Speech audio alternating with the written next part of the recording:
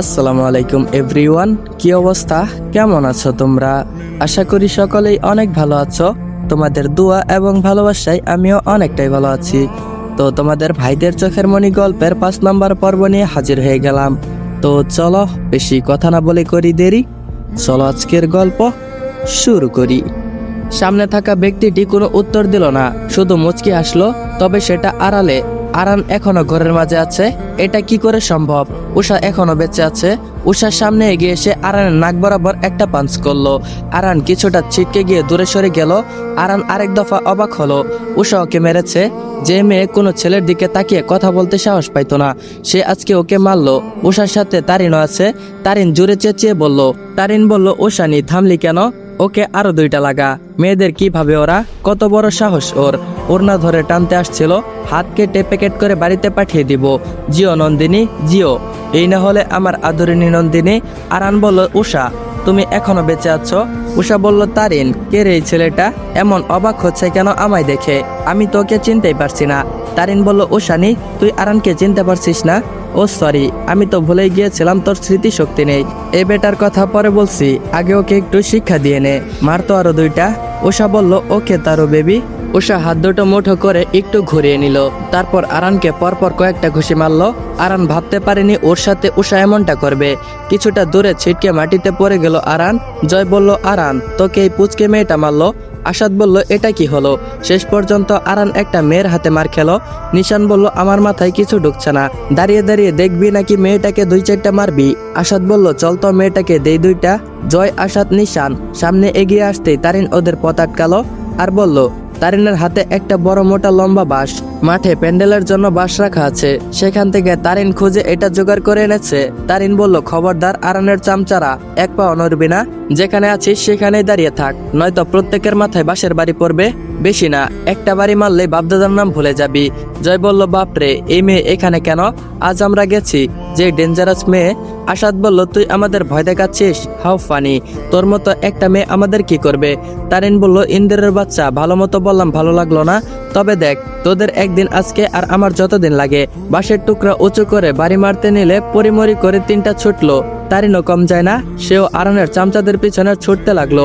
জয়, আসাদ, নিশান প্রাণপণে ছুটছে। একটা বাড়ি খেলে পুরো মাথা 2 ভাগ হয়ে যাবে।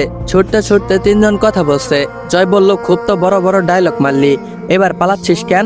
আসাদ বলল, হারামি, যান বাঁচানো ফরজ, এই মেয়ের সাথে লাগতে যাওয়া একদমই ঠিক হয়নি। নিশাদ বলল, একটা বাড়ি দিলে চোখের সামনে সর্ষে ফুল দেখবি, জলদি ভাগ, কথা বলিস না। জয় বলল, আমি বাড়ি খাইতে রাজি না, আমার এখনো বিয়ে হয় নাই, আমার কত শখ, আমি বিয়ে করব। নিশান বলল, শালা, একটা বাড়ি খাইলে জাহান্নামের চৌরাস্তায় থাকবো, আর সে আছে বিয়ে নিয়ে। আগে মেয়েটার হাত থেকে বেঁচে বাড়ি ফির, তারপর বিয়ের চিন্তা করিস। পিছন থেকে তারিন চিৎকার করে ওদের বকছে। তারিন বলল, ইন্দুরের বাচ্চা গলি, এখন পালাচ্ছিস কেন? একবার দাঁড়া, তোদের মাথা যদি আমি 2 ভাগ না করছি, তাহলে আমার নামও তারিন মাহমুদ নয়। আরানের রাগে কান দিয়ে দোয়া বের হচ্ছে। এতগুলো মানুষের সামনে উষাকে মারলো। যেই আরান শিকদারকে দেখে কেউ চোখ তুলে তাকাতে পারে না, তাকে সবার সামনে এভাবে মারছে। সবার মুখে প্রশান্তির হাসি, খুব খুশি সবাই, বিশেষ করে মেয়েরা। সব ছেলে মেয়ে আগ্রহের সাথে আরানের নাজেহাল অবস্থা দেখছে। আরান সবার দিকে চোখ বুলিয়ে উষার দিকে তাকালো।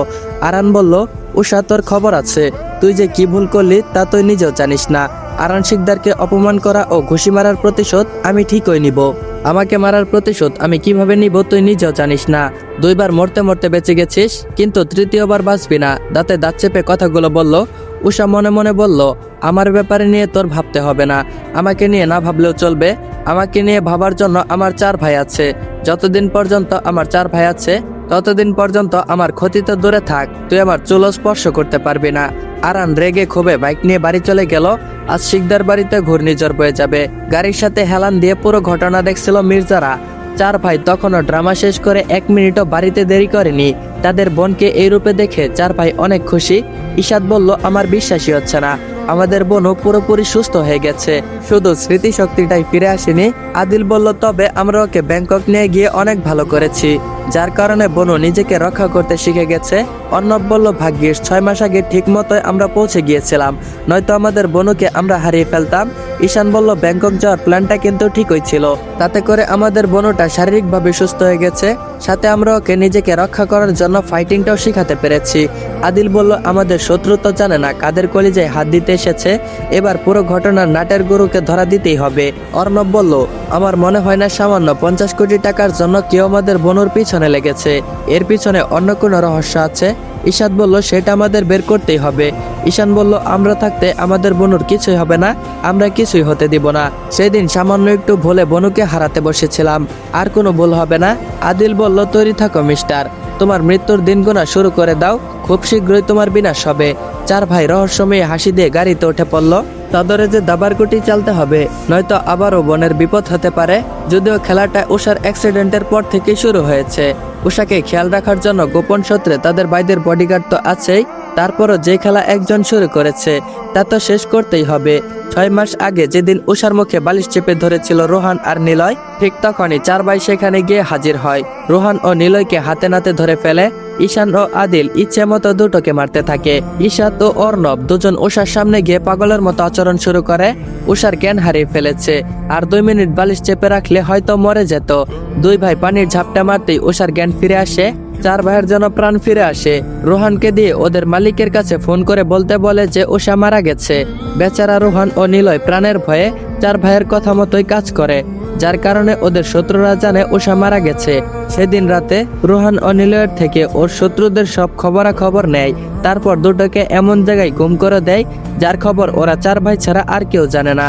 তবে জানে বাঁচিয়ে রেখেছে যাতে পরবর্তীতে কাজে লাগতে পারে। সকালে বোনকে নিয়ে পাড়ি দেয় ব্যাংকক, যাতে উষা সুস্থ হওয়ার আগে কেউ ওদের কোনো ক্ষতি করতে না পারে। সেখান থেকে 6 মাসে বনুকে সুস্থ করে গতকালকেই দেশে ফিরল। উষা পুরোপুরি সুস্থ। চার ভাই বোনের সেফটির জন্য ফাইটিংটাও শিখিয়ে এনেছে। এখন ভাইদের এতটাই আফসোস হচ্ছে, তাদের মনে হচ্ছে বনুকে কেন আরো আগে ফাইটিংটা শিখালো না, তাহলে হয়তো এত কিছু হতো না। শিকদার বিলা আরান বাড়িতে এসে পুরো ড্রয়িং রুমের জিনিসপত্র ভাঙচুর করতে লাগলো। এত কিছু ভাঙার পরও মাথাটা ঠান্ডা হচ্ছে না। আরানের মা শমী বেগমও তার একমাত্র ছেলে শান্ত করতে পারছে না, যা জিত ছেলের একদম বাপকা বেটা। শমী বলল, আরান বাবা আমার এমন করে না, কি হয়েছে মাকে বল। আরান বলল, একদম কথা বলবে না আমার সাথে, যাও এখান থেকে, আমি বাড়িতে আজ আগুন লাগিয়ে দিব। এত বড় সাহস ওই উষার, আমাকে সবার সামনে মেরেছে। ওকে আমি যতদিন পর্যন্ত উপরে শিফট না করব, ততদিন পর্যন্ত আমার মনের জ্বালা মিটবে না। 2 বার বেঁচে গেল, এবার বাঁচতে দিব না। আমি তাকে সবকিছু এখনই বলছি। বারবার আমাদের প্ল্যান বেচতে যাচ্ছে, আর সহ্য করতে পারছি না। কিভাবে কি হচ্ছে, রেগে প্লাস চিৎকার করে কথাগুলো বলল। সিঁড়ির কোণে থাকা ফুলদানিটা নিয়ে সজোরে আছাড় মেরে উপরে নিজের রুমে চলে গেল। শমী বেগমের কলিজা কেঁপে গেল ছেলের কাণ্ড দেখে।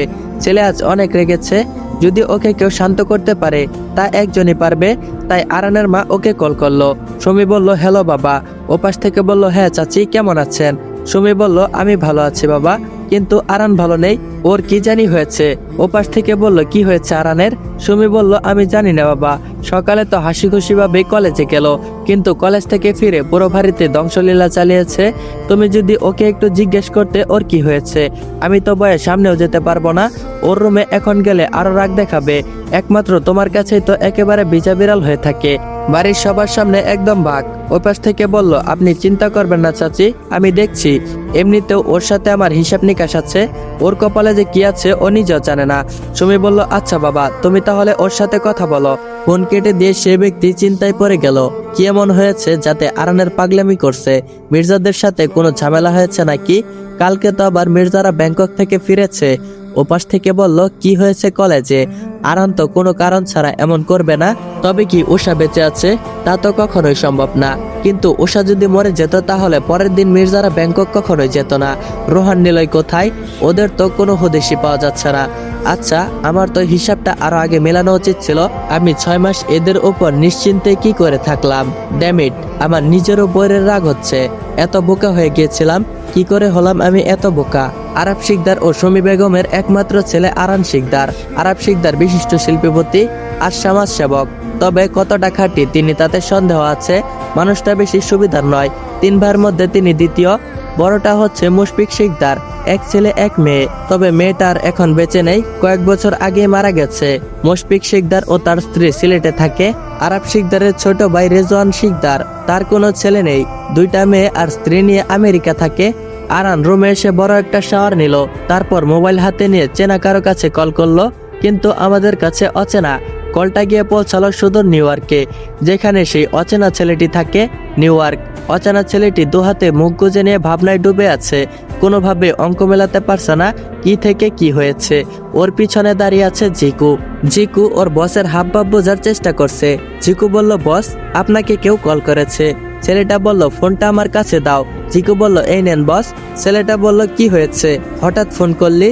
বাড়িতে গিয়ে এমন করছিস কেন? আরান বলল, তুমি জানলে কি করে? ছেলেটা বলল, আমার কাছে তোর সব খবর থাকে। আরান বলল, ওসব বেঁচে আছে। ছেলেটা বলল, হোয়াট? কিভাবে কি? অবাক হয়ে কথা বলল। আরান বলল, আমার মাথায় কিছুই ঢুকছে না। ছেলেটা বলল, 6 মাস আগে তো সেদিন খুব বড় বড় কথা বলেছিলি, আজ সব বেচতে গেল কি করে? আমারই ভুল হয়েছে যে তোকে বিশ্বাস করেছি। আমার দুইবারের প্ল্যান নষ্ট হয়ে গেল। টাকা নেওয়ার সময় তো ঠিকই লেকচার দিস, এখন তোকে সামনে পেলে জাস্ট পুঁতে ফেলতাম।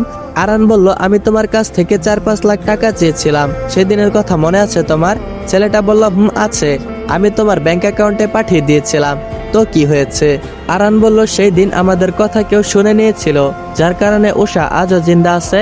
ছেলেটা বলল, তোকে 2বার উষাকে মারতে পাঠালাম, আর 2বারই তুই ব্যর্থ হলি। আমার এখন ইচ্ছা করছে তোর ঠিক কপাল বরাবর শুট করতে। আরান বলল, আজ কলেজে অনেক কাহিনী হয়ে গেছে। ছেলেটা বলল, ভনিতা না করে বল কি হয়েছে। আরান কলেজের পুরো ঘটনাটা ছেলেটিকে খুলে বলল।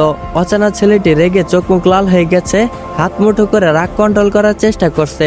সামনে থাকা টি টেবিলে জোরে ঘুষি মারল। টেবিলের কিছু সামান্য অংশ ভেঙে গিয়ে ওর হাতটা কেটে গেল।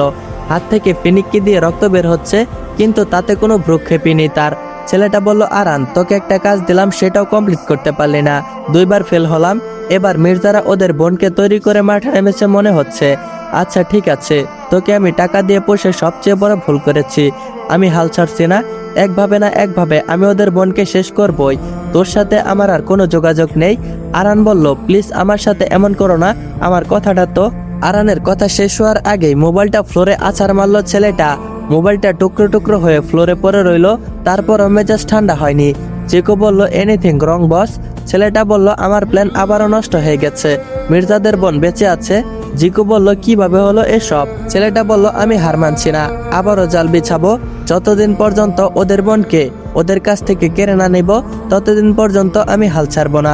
জিকু বলল, শান্ত হন বস, আমাদের আবারও মাথা ঠান্ডা করে ভাবতে হবে, তারপর প্ল্যানিং করতে হবে। ছেলেটা বলল, শান্ত তো আমি সেদিনই হব, যেদিন মির্জাদের বোনকে আমার বোনের কাছে পাঠাতে পারবো। আমি কাউকে ছাড়বো না, সবাইকে আমার মতো করে কষ্ট পেতে হবে। আমি এই 6 মাস নিশ্চিন্তে কি করে থাকতে পারলাম? টেবিলের থেকে কফের মগটা হাতে নিয়ে দেয়ালের টিভিতে ছুঁড়ে মারলো। শব্দ করে টেবিলটা চুরচুর করে ভেঙে গেল আর নিচে পড়ে গেল, সাথে ফ্লোরে কাচের টুকরোগুলো ছড়াছড়ি হয়ে আছে। জিকু আজ ওর বসের কাণ্ড দেখে কিছুটা ভয় পেয়ে গেল। আসসালামু আলাইকুম এভরিওয়ান। ভাইদের চোখের মনি গল্পের 5 নম্বর পর্বটা এইখানেই এন্ড করা হলো। তো গল্পটা তোমাদের কাছে কেমন লাগতেছে অবশ্যই কমেন্ট বক্সে জানিয়ে যাবা। আর হ্যাঁ গাইস, সময়ের অভাবে আজকের পর্বটা একটু কম হয়ে গেল। তো পরবর্তী পর্বটা কিন্তু আমি আজকেই নিয়ে আসব। পরবর্তী পর্ব রেকর্ড করা হচ্ছে, খুব শীঘ্রই পরবর্তী পর্ব আপলোড করা হবে। এমনও হতে পারে আজকে 1 ঘন্টা পরে আপলোড করে দিতে পারি। তো পরবর্তী পর্বর জন্য সবাই অপেক্ষায় থেকো। আর হ্যাঁ গাইস, যারা যারা চ্যানেলে নতুন, এখনো চ্যানেলটা সাবস্ক্রাইব করো নাই, তারা অবশ্যই চ্যানেলটা সাবস্ক্রাইব করে বেল আইকন নোটিফিকেশনটা অন করে রাখবা। আর হ্যাঁ গাইস, যারা যারা তোমরা আমার সাথে কথা বলতে চাও, আমার সাথে সরাসরি কথা বলে গল্পের বিষয়ে অথবা যে কোনো বিষয়ে জানতে চাও, তারা সকলেই আমার সাথে সরাসরি কথা বলতে পারবে। যদি আমার সাথে কথা বলতে চাও, এই ভিডিও ডিসক্রিপশন বক্স অথবা কমেন্ট বক্সে আমার টেলিগ্রাম চ্যানেলের লিঙ্ক দেওয়া থাকবে। তো সবাই জয়েন হয়ে যাও। আর হ্যাঁ গাইস, যারা যারা চ্যানেলে নতুন, চ্যানেলটা সাবস্ক্রাইব করে বেল আইকন নোটিফিকেশনটা অন করে রাখবা, যাতে করে পরবর্তী পর্ব আসার সাথে সাথেই তোমরা দেখতে পারো। তো দেখা হচ্ছে পরবর্তী পর্বে। ততক্ষণ পর্যন্ত সবাই ভালো থাকবা, সুস্থ থাকবা। আল্লাহ হাফেজ।